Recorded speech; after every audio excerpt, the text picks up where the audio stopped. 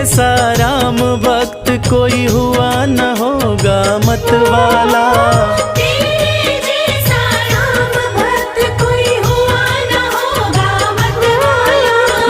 एक जरा सी बात पे तूने सीना फाड़ दिखा डाला।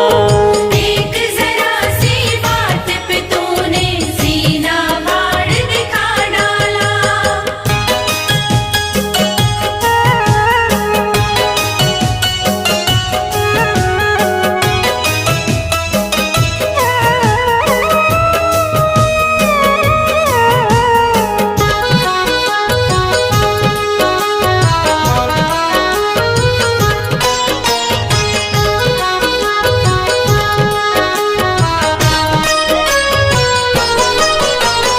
आज अवध की शोभा